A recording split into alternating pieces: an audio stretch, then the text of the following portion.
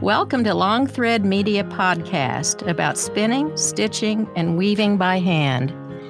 This podcast is presented by Long Thread Media, publisher of Spinoff, Handwoven, Piecework, and Little Looms magazines. Find us at longthreadmedia.com. This episode is sponsored by Treenway Silks. Treenway Silks is where weavers, spinners, knitters, and stitchers find the silk they love. Select from the largest variety of silk spinning fibers, silk yarn, and silk threads and ribbons. At www.treenwaysilks.com, you'll discover a rainbow of colors, thoughtfully hand-dyed in Colorado. Love natural? Treenway's array of wild silks provide choices beyond white. If you love silk, you'll love Treenway Silks, where superior quality and customer service are guaranteed. I'm your host, Long Thread Media co-founder Linda Ligon, sitting in today for Ann Merrow. Joining me is Peggy Orenstein, author of Unraveling, What I Learned About Life While Shearing Sheep, Dyeing Wool, and Making the World's Ugliest Sweater. Hi, Peggy. Hi, Linda. Thanks for having me on. Well, can I begin by contradicting you? That is not the world's ugliest sweater. I know. Believe me, I've seen worse. It doesn't look as good on, but yes, and I will tell you, first, my editor said that too. And I was like, first of all, I got very attached to the title before I made the sweater, before I did the book and the project. But also, I feel like it speaks to the fact that it's okay if it was the world's ugliest sweater. And I hope we'll talk about this. It does. The journey and the process being more important than the product. Exactly. And in fact, it does have quite a backstory. Yes. And what I'm wondering is, when COVID shut life down so thoroughly in 2019, how did you hit on the idea for this book? Were you surprised at where it took you? Oh, I was so surprised where it took me. But the idea, I don't know, I did an event the other day in Santa Rosa. I live in Northern California. And somebody came who was in one of my previous books, Girls and Sex. And she raised her hand afterwards and said, you know, when you were interviewing me in 2012, you were talking about wanting to go sheep shearing.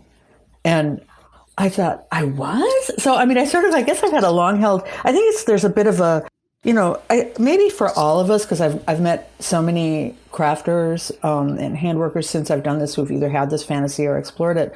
But you work with fiber, and then I'm a journalist, and you start asking questions about it, right? Like, where did this come from? How did this, who ever thought of knitting? Goodness, 2 sticks and, you know, like how? And then eventually, like, fiber, how'd that happen?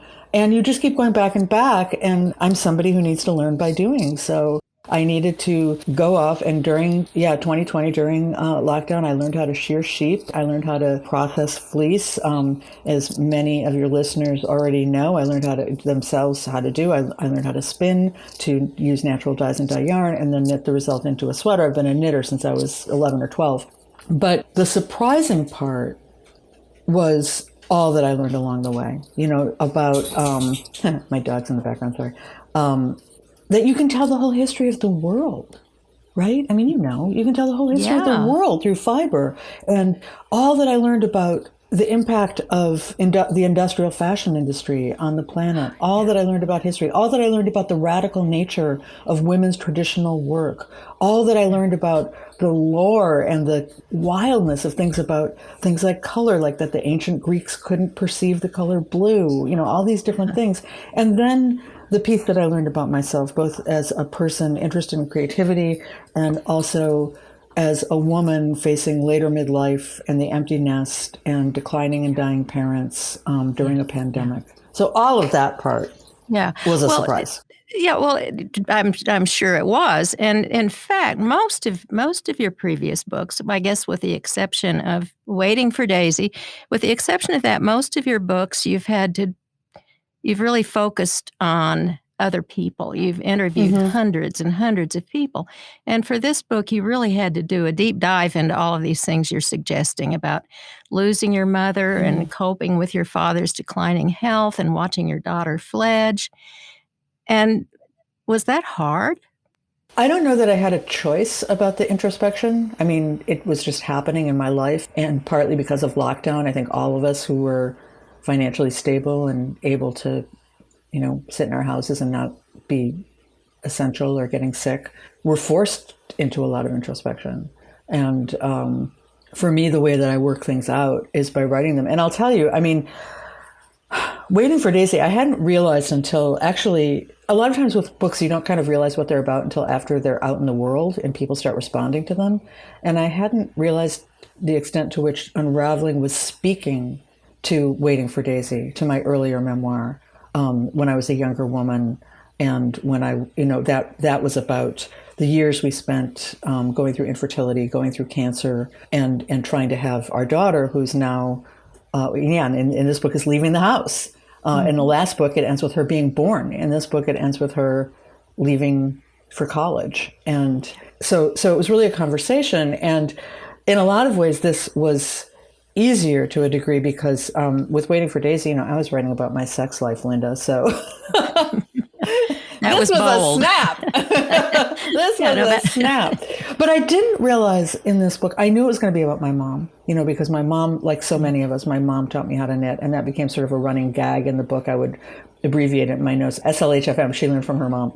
But it became very much about my dad, too, who was during lockdown in Minneapolis. He was 94 then. He's died since then. But he was 94 and he was in a facility in Minneapolis where nobody could go in or out. He couldn't see his kids. He had dementia. He got COVID. So it was sort of about, and I didn't know if I was ever going to see him again.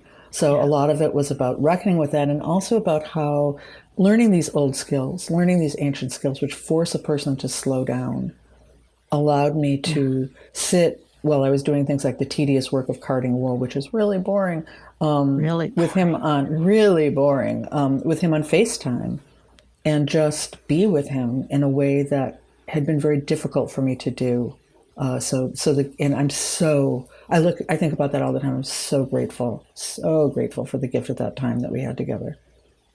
So you really, you're spinning and you're knitting and you're dyeing and even your shearing, it has really integrated with your life challenges, it sounds like.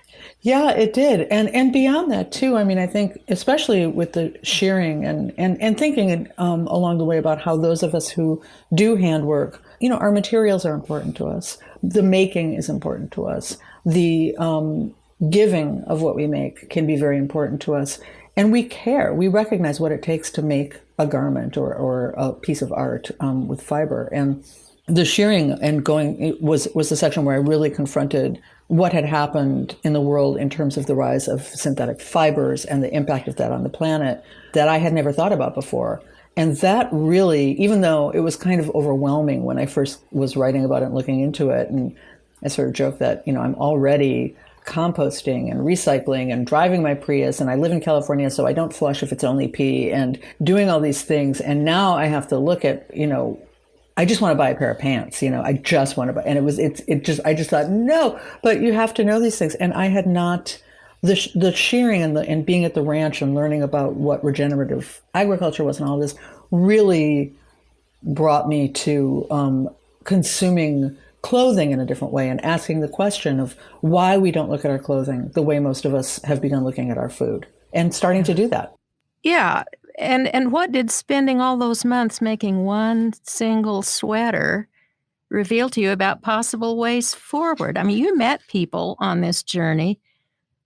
I'm thinking of the Fiber Shed, who have literally made all their clothes from local materials. Yeah. Rebecca Burgess wrote about making all of her clothing for a year, and she's the founder of Fiber Shed in Northern California, from natural materials. And it really makes you think much more deeply about what you buy, how much you need, what it's made of, who made it, and the impact on them.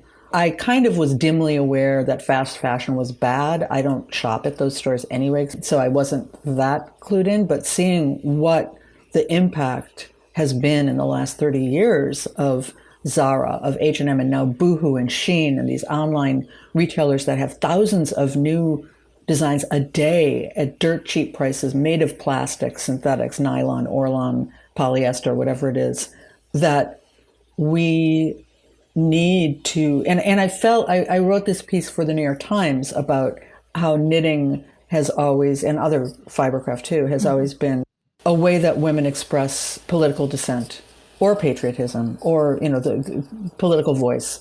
And that this would be a good time for those of us who know what it takes to make a garment to turn our voice to the industrial fashion industry. And there are people in these local communities like Fibershed. The ranch that I went to shear was really an example of a different way of ranching that's regenerative, that actually gives back to the earth. It's not even neutral, it's beyond that, it's better than that. And I also found that this year, the European Union is starting to really turn its gaze to regulation with the fashion industry. And they need to be regulated. It's not, self-regulation is not going to do it. So there are places we can act as individuals, and that's great, but we need to push collectively. Yeah, I was struck by a line in your book saying, making can be a way to reset a disposable culture, to connect basic processes in a world where we've lost such awareness. And that's really what you're saying, and it's very powerful. And it was very much the message of the piece you did for the New York Times, which was a great piece, and I loved those gloves. I know, wasn't that cool? Apparently she made that. That's a sculpture made from different knit pieces, so I don't even know if it would be people keep saying, where's the pattern? I don't even know if it would be possible to make a pattern from that, but it's a pretty cool sculpture. But yeah, I mean, we've, I felt sort of like, that moment where in the old V8 ad where you're like, oh, could have had a V8, you smack yourself on the head. I thought, how is it that I have been for years now thinking, oh, my food choices matter and I need to support, local organic produce and all of this stuff. Never thought about my clothes. And so I guess I hoped, I can't say that this was an omnivore's dilemma for clothing exactly, but I really wanted the book ultimately to have, and I didn't when I started, but as I learned, it was really important to me that the book had those elements and challenged those ideas of the sort of indifference or blitheness that we look at at buying clothing. Yeah. You note that your daughter and her friends are pretty conscious of where their clothes come from. Yeah. In fact, sometimes she sort of schools you on that. She does. And they try to seek sustainable sources. Do you think that's just a fad, or is it class privilege, or do you think it's a force, a trend? Well, I'd say I don't know if it's class privilege in the sense of economic class, because I think that, I did an event recently where somebody said that their daughter, who's 24, and this was somebody who, was very privileged, kind of makes fun of her and says, Mom, I got this at H&M, it's bad for human rights, ha, ha, ha, ha. And I just thought, wow. So my daughter grew up in Berkeley, California. So those kids tend to be, if they're going to be, they're very conscious. And I know I talk to a lot of girls in a lot of different communities. And I think it's more of a, maybe an educational class privilege. Or something, but they are, and I'm sure, many girls, but or because they don't have money, they buy stuff on Depop. I mean, that's the other thing. If you don't have money, you can either go to H&M or you can go to Depop. I mean, my daughter doesn't have any money, so she's always looking she thrifts. She goes to Depop, but she does that instead. The other option would be Shein, Boohoo, H&M, and she would never. And I am so proud of her for that. I'm so glad that she has that consciousness. And I'll say, hey, Daisy, did you know about this and this? And she said, yes, Mom, of course I know that. Everybody knows that, and also blah, blah, blah. She told me about Good On You, which is a great site that rates. Say that again. Good On You. It's from Australia. So good on, how Australians say that. It rates popular brands and also offers alternatives that are environmentally conscious and human rights, for planet, for people, for animals. They're conscious of all that stuff along the supply chain. And so you can look at alternatives and you can look up whatever it is that you're thinking about and see how that stacks up in terms of its labor and environmental practices and make smarter consumer choices around that. Oh, that's a good one. Yeah. So that's from my daughter. Right.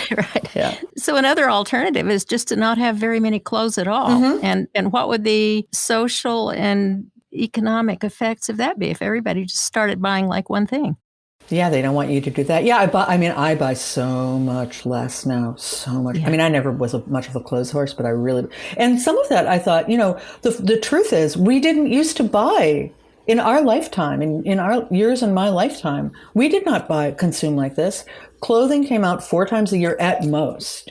And, you probably remember growing up, you went and bought your school clothes, right? And then maybe you went and bought your summer clothes. And that was it. We did not buy clothes every week. We did not buy $5 clothing, although $5 would have gone further with our clothing, but, whatever the equivalent would have been, and just toss it after one wearing. But I think the combination of the rise of synthetics, which happened around the time we were little, began around, in the early 60s.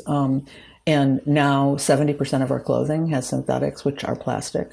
There's good things about that too, but they're plastic and they don't biodegrade. And in the global south, where they all end up in mounds and mounds and mounds, they call them dead white men's clothes.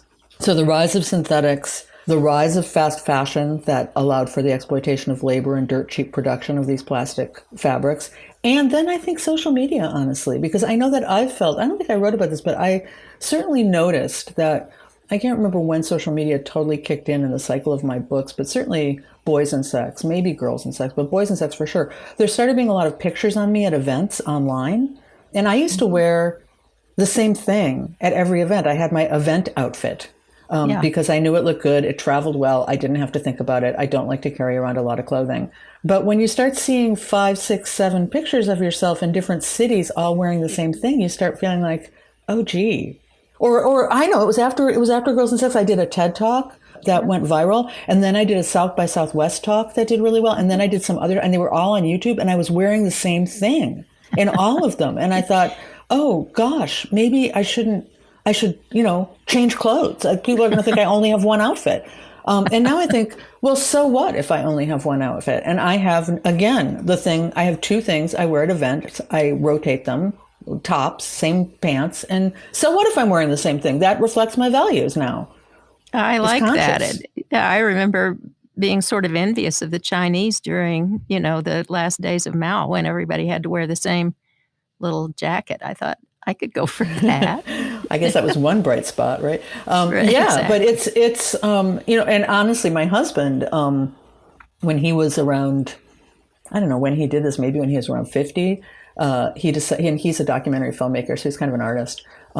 He decided that he was going to have one outfit. He wears blue jeans, sometimes black, but usually blue jeans, and a long sleeve wool shirt in the winter and a short sleeve Izod shirt in the summer. And that's what he wears. And he has several of them. And nobody notices. I think because he's a man. No, when I would say to people, have you ever noticed that Stephen wears the same thing always?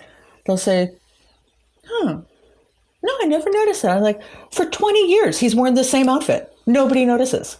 So maybe we should all do that. Yeah, Steve Jobs made kind of a thing of that. Right. He did it. Yeah. So Stephen Okazaki does it too. So do you remember back in the 80s when women wearing furs were assaulted and egged on the streets? Yeah, I lived in New York then. Yeah, can you imagine that happening now with people wearing Lycra or polyester? Well, you can't really tell. You couldn't because A, you can't tell, and B, it's in everything. I mean, I feel like I wear a lot of smart wool because I hike a lot, and I chose the smart wool rather than the whatever polyestery stuff that breathes supposedly. Because I thought, oh, wool, that's natural, but it's coated with something that makes it so that it's washable, and that's synthetics.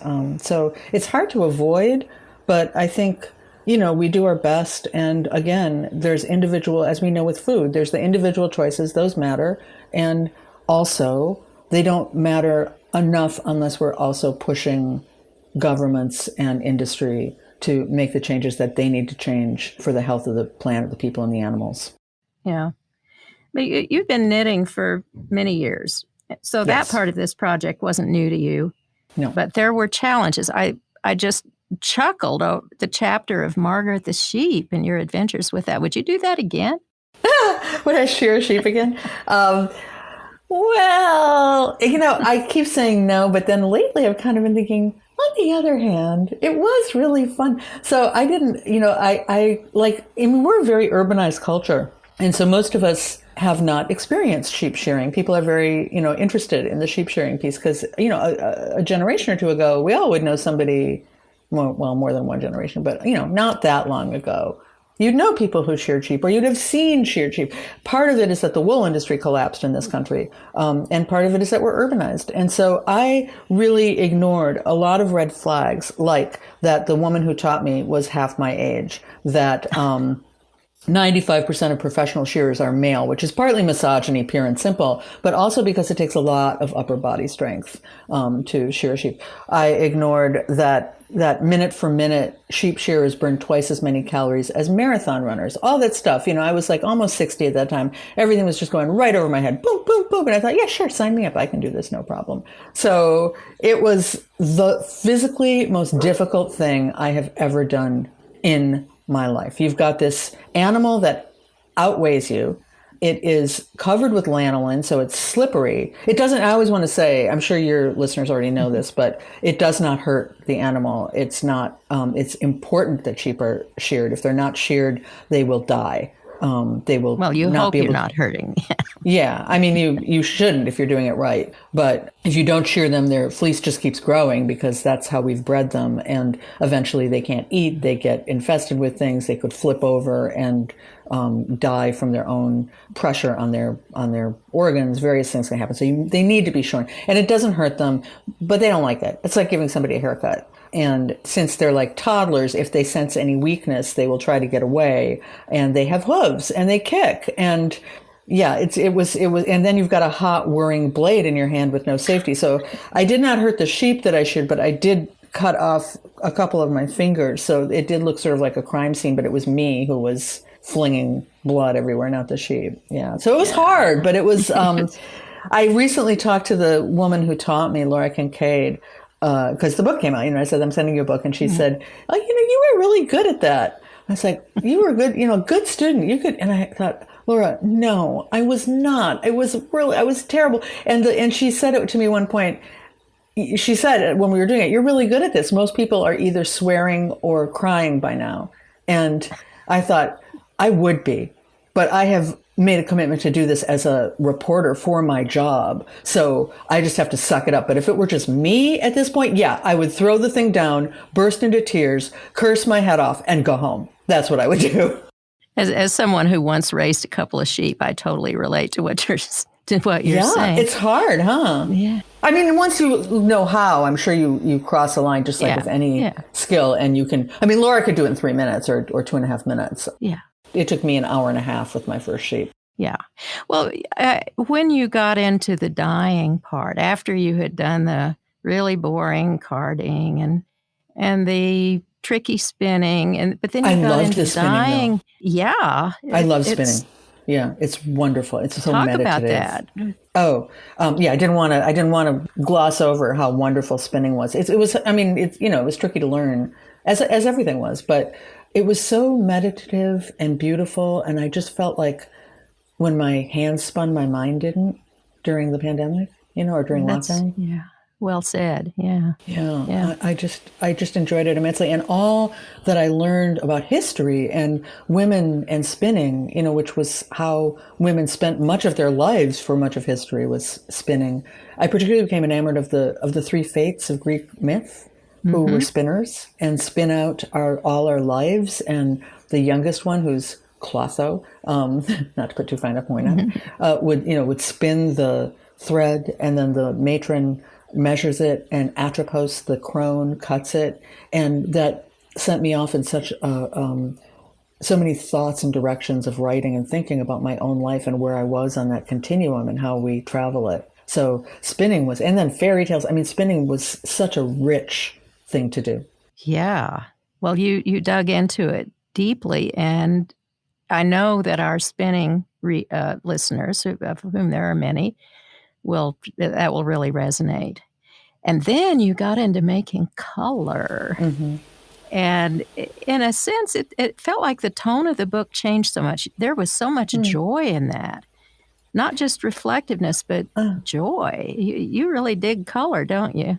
Yeah, that's interesting that you noticed that. Yeah, I felt like I could have I sort of halfway through thought maybe I should write a book just about color, because it was like everything became psychedelic to me. Like I would look at I started by doing things in my yard, and and in my neighborhood. And although that basically made Middle Earth colors pretty much, and I branched out eventually, but it made everything sort of pulsate. I look at everything a new way. Every leaf, every tree, every bark, everything that dropped from, the little redwood cones, everything.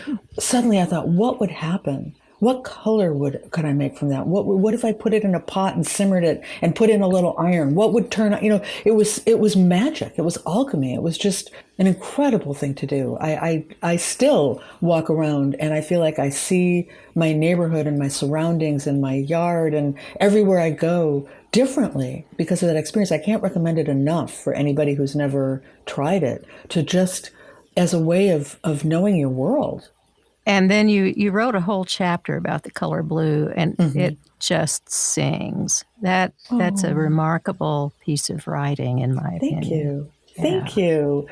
I really enjoyed writing that chapter. And in fact, the first couple pages, I just kept not progressing because I thought, oh, I like these pages. I'm just going to write them. And I would just go back and sort of think, what if I put this word in? What if I put that word? What if I took this one out? You can spend a long time writing a paragraph, which was part of the point of blue for me. So, as you know, indigo is a totally different thing than other kinds of dyes, and you have to make a vat, and you have to, there's a lot of chemistry, and I think of it as magic involved. And you dip the fabric and it comes out green and then it turns blue, and it's just this incredible thing.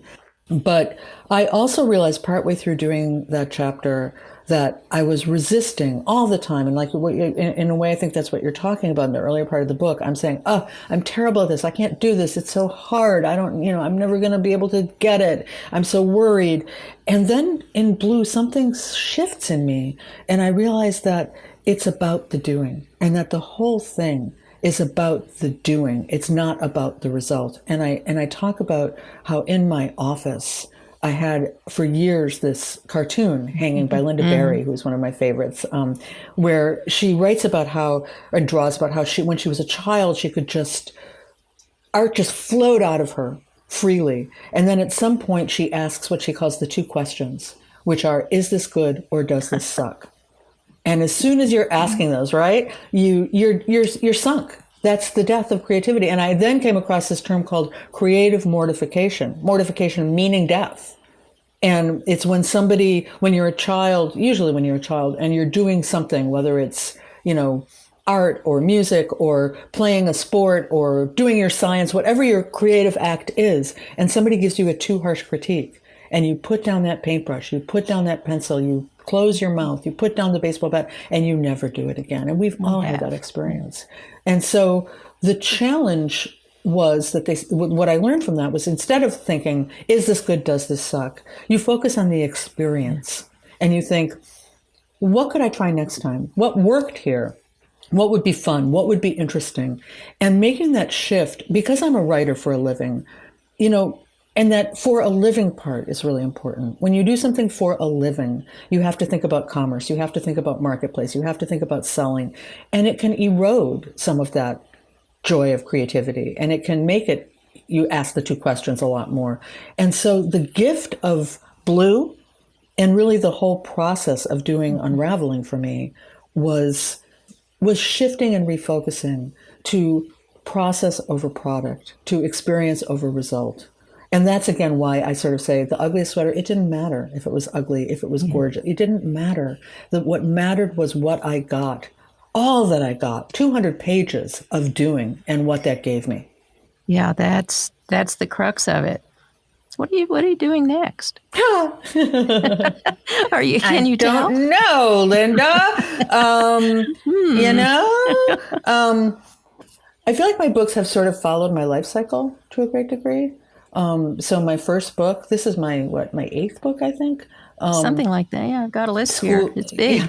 Yeah. Schoolgirls, my first book, was about the changes that happened for girls in self-image. And I followed girls through 8th grade. And I was not in 8th grade, but I was not also, I feel a fully formed adult at that. I was 30. And I feel like that book, I was really, for me, although I'm not in it that much, I was looking at it as a girl and looking at my own girlhood. And then I kind of moved forward and wrote a book about women and life choices. And I wrote about my own experience trying to have a child, and then several books that were about sort of motherhood and parenthood and issues around sexualization and sexuality. And now here I am. So I kind of feel like it will be something involving the next phase of my life. Well, you're not into cronehood yet. I am actually. Apparently, crone is 50 and I'm 61. Well. So I'm well into my cronehood. But yeah, looking at what, how I've been thinking a lot about, how we approach aging as women, how our culture looks at us, how the logistics, are terrible in how we care for, and also how we end up doing the caring. So there might be something. I might be wrong. That might not be what I do, but I've been thinking a lot about that. Well, it's a growing demographic. I just hit 80, and I think about it a lot. Yeah, like so, where is the support? I watch my friends and myself too going through what we did with our parents, and it wasn't the aging necessarily. It wasn't even if they had declining health or declining cognition.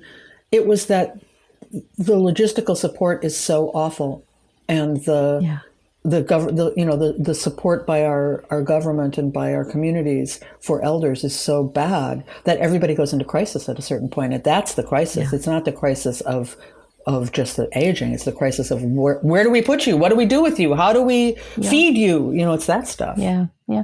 Well, just to pivot backward for a moment, there is this long-standing idea that knitting is for old ladies. Yep. And that doesn't seem to be the case anymore, and yet that's still a sort of a trope that you see a lot. Not your grandmother's knitting. Well, I felt two ways about it. One is that's insulting, not your grandmother's knitting. That is a form of misogyny too, ageism and misogyny. Nothing wrong with your grandmother's knitting. Nothing wrong with the fact that you and I are knitters. If it were just something that old ladies did, so the heck what? Old ladies are pretty powerful people and do not deserve to be marginalized, and what we do with our hands does not deserve to be marginalized. So there's that piece. And I feel very strongly about that. And also, everybody crafts. Everybody knits. Young people, older people, men, women, and those in between and beyond those designations, people of all races and cultures. And I talk in the book and spoke and wrote in my Times piece about this, that and the political expression of knitting has also been true across the ages and across the actual millennia, as well as across our lifespans, has been very important. So I write about, and in the book itself, I actually, because I'm that presumed demographic, an older, straight, white, cis woman knitting, I didn't want any of my teachers I wanted all my teachers to have some other aspect to their demographic, whether they were young, whether they were queer, whether they were non-binary, whether they were people of color. So I don't make a big point of that, but it is true because I wanted to just subtly expand and challenge the idea of who knits. And I write a lot about the different things that people have done with their knit. It's not an accident that when Donald Trump was elected, regardless of how you feel about the hats or regardless of how you feel about Donald Trump, I suppose, women knit. That's the first thing we did. Yeah.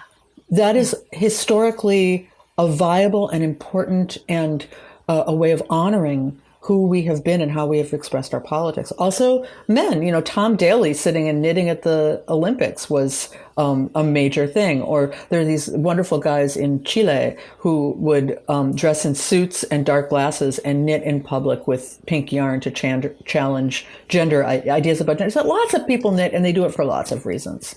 True. Absolutely true. And other crafts too, but knitting is probably the most popular. And you think about, how did knitting come to be? It's centuries old, and it's really a pretty tricky process. I know. I love thinking about how that happened. Well, even going back to string, the string revolution. Elizabeth Whalen Barber writes about that in 20,000 Years of Women's Work, and how somebody thought of twisting stuff, and suddenly there was string, and that was as influential as fire. In terms of, in terms of changing who we were, that allowed us to bind, to trap, to make nets, all these things that you never think about that they couldn't do before somebody invented string. And knitting, I guess, because wool degrades. Yay, good. It's hard to find, but the first weaving they found on bog bodies, which are these bodies that were murdered or executed and thrown into the peat in Northern Europe. And the peat preserves protein. It dissolves bone, and so the clothing was preserved.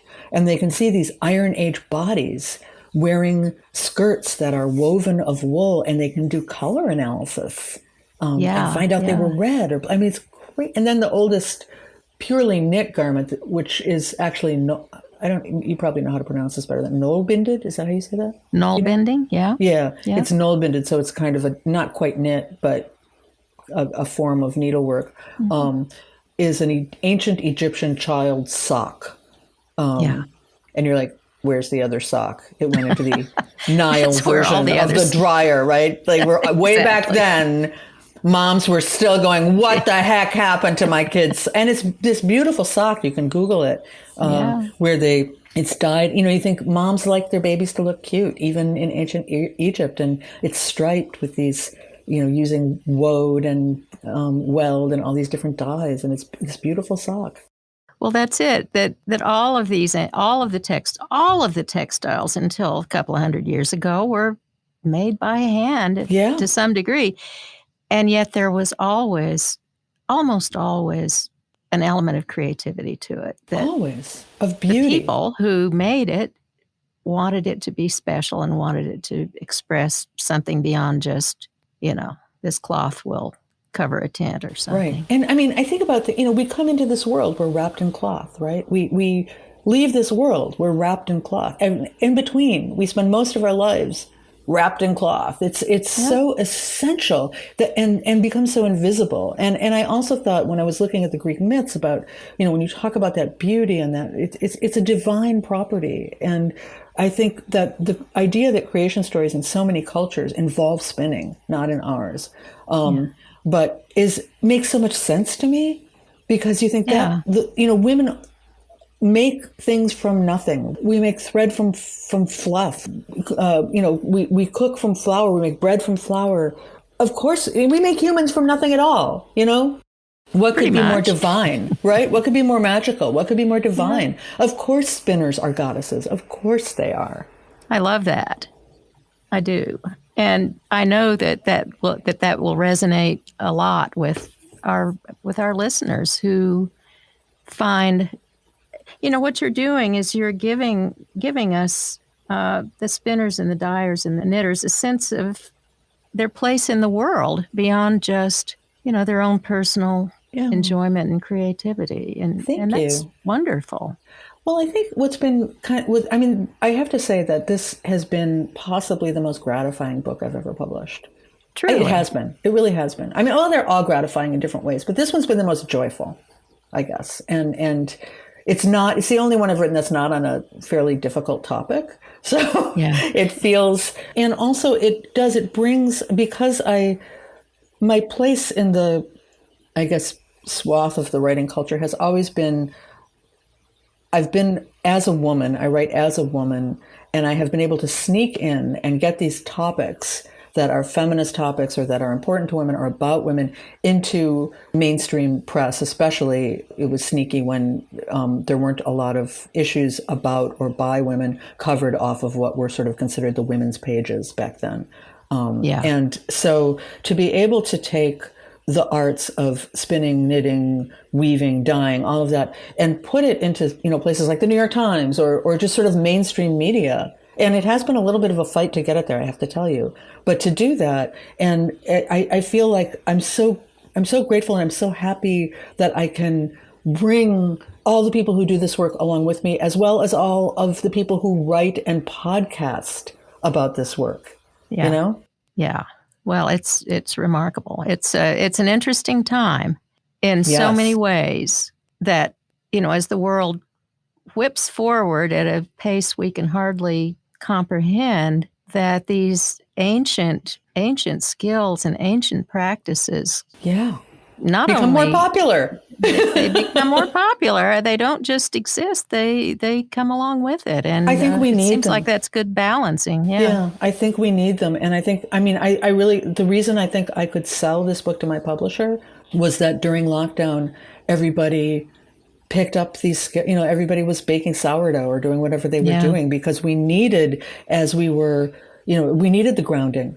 We needed the meditative quality. And as everybody's constantly in the virtual, I mean, you and I right now, we're talking in the virtual. On one hand, that's very connecting. On the other hand, it was very disconnecting.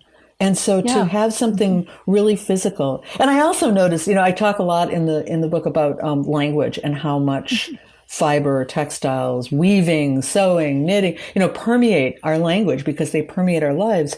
And even as we've moved to the virtual world, we text, which is from the same root as textile. And what do we call the things that roll out from those texts? We call them threads. So weirdly, even when something is completely intangible, we try to go back to that tangible thing that we love so much. We need, as human beings, we need the tangible. And I think that's why those things are continuing to be popular and are being discovered, rediscovered, taken up by younger people. My daughter's roommate in college from last year's roommate, is an avid crocheter.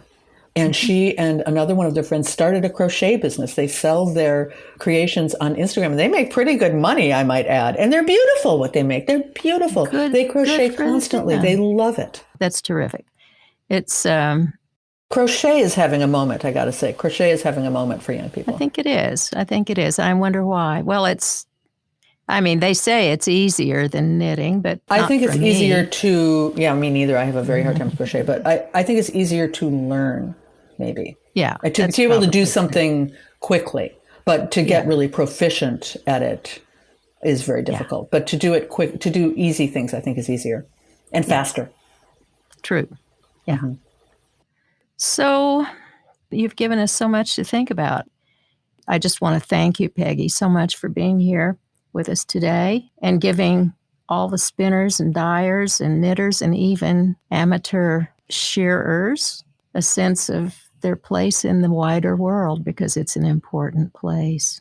It really is. And I am so grateful and appreciative. And I will say that I was a little shy about coming to speak with you, because I know who you are, obviously, and I know the artistry that you bring to these skills, and that many of your listeners are such artists, and I am such a rank amateur, and I'm trying to embrace my amateurness and embrace my beginner's mind, but I also am really aware that I am an amateur and a beginner. But that's what we need, is more beginners. And your book's not a how-to book.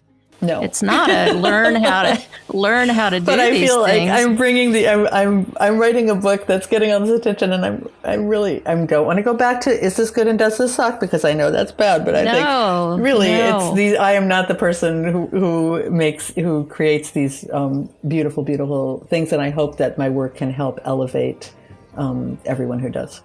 Well, I think what you're doing is digging into the deeper meaning, the deeper history, the deeper connections. Yeah. That is so valuable. And I thank you very much. This has been Thank you, Linda. Fun. Yeah, it really has. Thanks. Thanks to Trainway Silks for sponsoring this episode. Thank you for listening to the Long Thread podcast. If you've enjoyed this episode, please rate the show and leave us a comment on Apple Podcasts or your favorite podcast platform. Thanks again.